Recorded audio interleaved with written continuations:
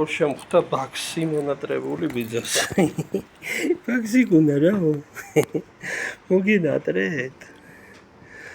ჩემი ლამაზი ძაღლი ვინ არის? რაო ბიჭო. რაო ბიჭო რაო. ბაქსი გუნა. აი ბიჭი ხარ.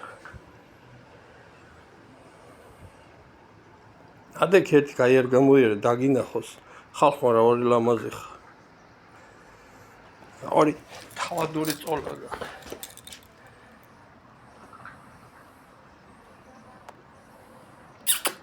ბაქსიკო მოდი შელამაზი.